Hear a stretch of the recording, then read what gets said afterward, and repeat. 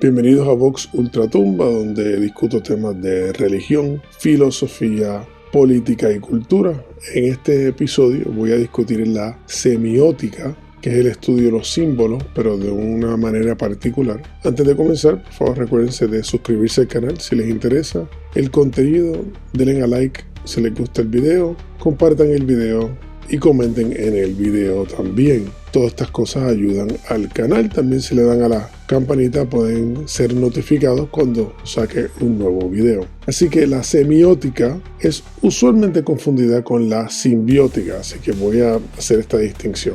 La simbiótica es el estudio de los símbolos en general. Se utiliza en el ámbito lingüístico y también se utiliza en el ámbito antropológico. Por ejemplo, en la simbiótica pues, hay un elemento de estudios en la antigüedad de cómo se comunicaban ideas y conceptos. En la filosofía es donde está la semiótica y también tenemos pues, cosas como la psicología, donde por ejemplo Carl Jung discutía la importancia de unos símbolos arquetípicos universales que estaban en un inconsciente colectivo en el cual todos compartimos, dando un ejemplo. Y en la antropología y la religión, porque obviamente como todo el mundo sabe, la religión es altamente simbólica. Todos los sistemas teológicos están repletos de símbolos. Por lo tanto, hay todo un ámbito en ese. Y yo probablemente pues indagaré en cada uno de estos en algún momento, pero en este episodio quiero entrar en la semiótica, que es el estudio de los signos y los símbolos, pero particularmente dentro del ámbito filosófico.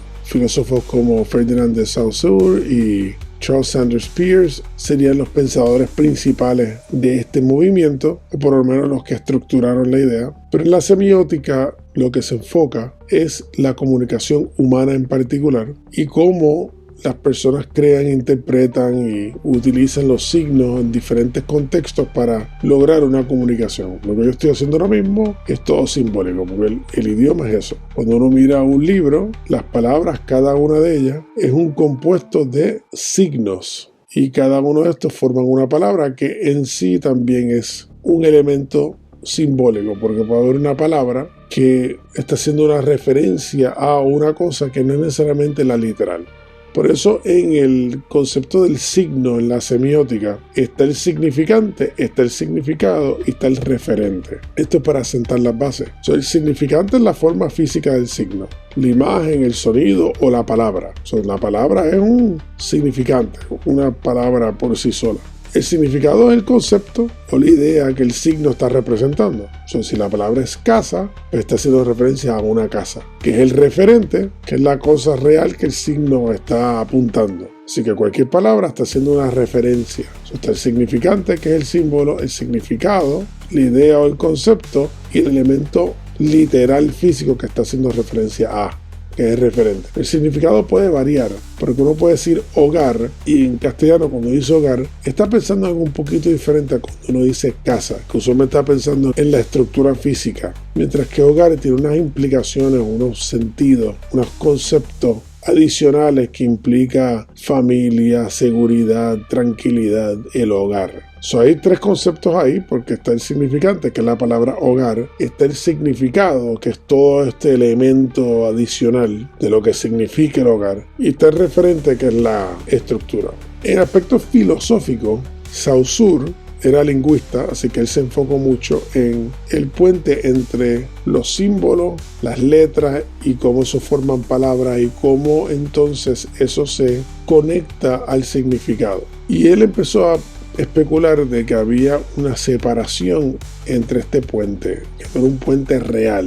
En otras palabras, que una cosa es el símbolo, otra cosa es el significado del símbolo. Y él lo que empieza a comentar y especular es que el significado en sí es arbitrario, que hay una separación entre estas dos cosas y que hay un elemento de construcción social en el significado de los símbolos y que esto es altamente variable. El otro filósofo, Sanders Peirce, él lo que hace es un poquito diferente, porque hace una distinción entre los iconos, índices y símbolos. El icono es un signo que es muy similar a lo que está representando. En el caso del índice es un signo que tiene una relación directa a su referente, y el símbolo es un signo que tiene una relación este significado arbitraria. Ahí ves una distinción entre ya la visión del lingüista y ya el filósofo, que Sanders Peirce era filósofo y es lo que está dándole una pequeña distinción adicional conceptual. Está admitiendo que no todo es arbitrario, porque en muchos casos la palabra sí representa algo bien específico al referente, no es todo simbólico, mientras que hay unos elementos en las palabras las cuales sí son simbólicas. Por ejemplo, la palabra espada puede hacer un referente a una espada literal o puede estar haciendo referencia al concepto de la fuerza, de la guerra, del poder, de la autoridad. Lo mismo con la balanza y muchos de estos símbolos que son muy comunes. Claro, esta distinción entre lo literal y lo conceptual, igual que la diferencia entre lo alegórico y lo literal también, afecta mucho cómo el ser humano ve el lenguaje y cómo ve la religión, porque si uno piensa que literalmente cada letra y cada palabra y su significado es arbitraria, las consecuencias son muy serias, porque todo se convierte en un símbolo y nada es literal. Y claro, no importa cuánto tratemos, ningún ser humano ve la vida así. O sea, nadie se comunica con otra persona y asume que todo lo que está diciendo es simbólico. Inclusive asume que todo es literal, a menos que haya una indicación en la comunicación de que no está hablando literal. Esto es muy importante para la hermenéutica de estudios de textos religiosos, porque en los textos religiosos está esta lucha entre los que leen un texto de forma literal y los que lo tratan de leer de forma simbólica o alegórica. La historia de Génesis es un buen ejemplo en la cual van a haber creyentes que ven Génesis como una historia que es literalmente de una manera, como una narrativa histórica, mientras que hay unos cristianos modernos que les gusta verlo de forma alegórica o simbólica. Para aclarar, cuando uno se estudia a los padres de la iglesia antigua, la realidad es que ellos lo veían de ambas formas. Ellos estaban totalmente cómodos con hacer interpretaciones alegóricas e interpretaciones literales de la mayoría de los textos bíblicos. Es algo muy interesante porque en la modernidad ha habido una línea trazada entre estas dos ideas de una forma muy agresiva y la gente ha asumido estos dos campos. Esto mismo ocurre en todas las otras religiones, así que no únicamente en el cristianismo, se da fuera del cristianismo en el Sanatana Dharma, se da en el budismo y en muchas otras tradiciones en la cual usualmente uno va a encontrar estos dos campos: el literalista, que lo toma todo literal y rechaza cualquier interpretación simbólica o alegórica, y el que lo toma todo de forma simbólica alegórica y rechaza cualquier tipo de interpretación literal. Cuando es el caso de que en la antigüedad siempre ambas ideas estaban de forma muy armoniosa juntas y las personas estaban capacitadas de ver estas dos cosas simultáneamente. Ahora, es claro que en algunos documentos la intención del autor es claramente alegórica y en otros no. Esa es toda la ciencia del exégesis. El estudio de un texto de forma crítica, especializada y tratando de hacer un estudio hermenéutico de su significado a través de todo un texto religioso. Un buen ejemplo interesante de esto es el Espíritu Santo y la paloma. Porque la paloma, que hoy día pues, la gente la asocia con la paz, por ejemplo, pero está conectada a la interpretación bíblica. Cuando se menciona la paloma en el Nuevo Testamento, ¿esto es una paloma literal o es una paloma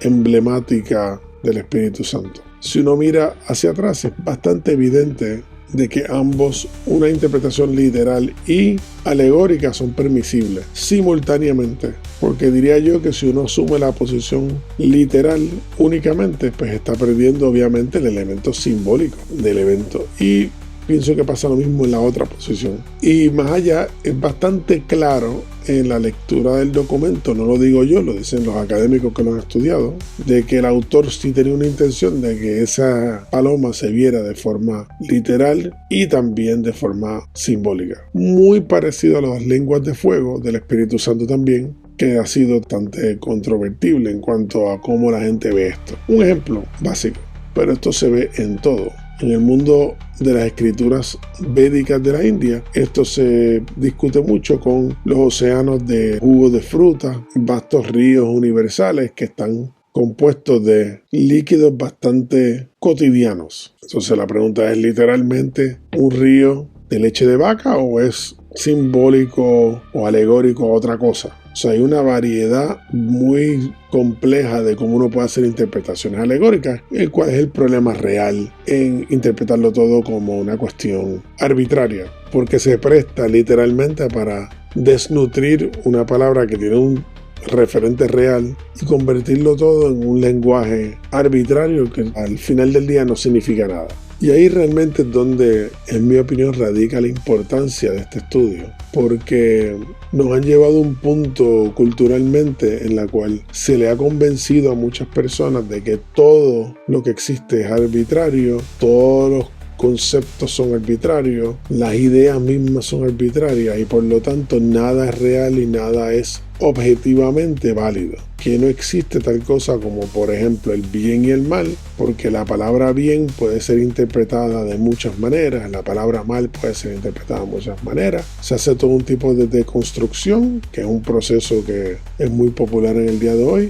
hasta que quebrantan la palabra y te dicen, bueno, pues como el mal puede ser interpretado, entendido de forma etimológica, llevándolo a este punto, no se puede hablar realmente del mal. Y desafortunadamente, pues mucha gente acepta esta posición. Claro, si alguien le está poniendo un cuchillo al cuello y le está exigiendo algo a cambio de su vida, yo dudo que usted va a hacer una interpretación simbólica, alegórica de la situación. Porque usted no va a empezar, no, que la palabra dinero tiene una etimología que realmente no significa un intercambio de papeles que hacen referente a un valor que está en el mercado, etc. No sabe exactamente a qué se están refiriendo cuando le dicen deme su dinero con un cuchillo al cuello. Simplemente uno tiene que tener cuidado cuando personas juegan con toda esta patraña filosófica para mentirle al pueblo y hacerles pensar que nada realmente tiene significado o que tiene significados totalmente inventados. Y también diría yo que hay que tener cuidado con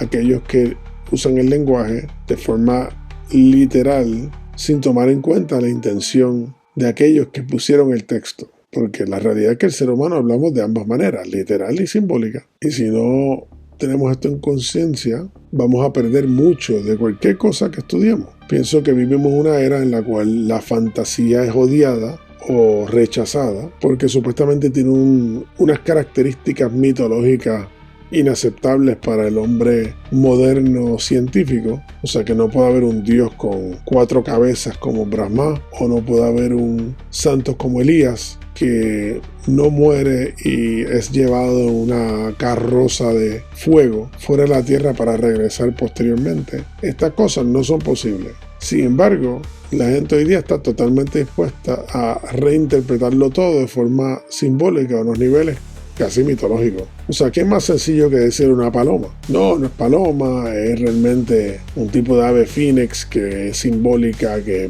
trasciende y viene de otro planeta y puede hacer desaparecer pueblos completos, etc. O sea, empiezan a jugar con la alegoría a unos niveles absurdo. Inclusive en psicología, no, la paloma realmente representa el yo y el yo sufre y por eso es que vuela, pero ya no puede volar porque ha sido internalizado y ahora está enjaulado y es una paloma triste, pero no es una paloma, es el ego. Me preguntas qué es el ego. Es una cuestión etérea, no fácil de explicar porque es arbitrario. Cuando vienes a ver, estás en mitología, pero una mitología, en mi opinión, bien porquería. Yo prefiero el dios de 4 cabezas que el ego ficticio inventado por gente que no tiene ni 3 libros en su biblioteca. Así que yo siempre encuentro estas cosas interesantes, como las personas cogen una carretera pensando que los están llevando a la ciencia y la razón y terminan en el mito. Como dije en el video del ateísmo, el ateo piensa que no cree en nada y que es razonable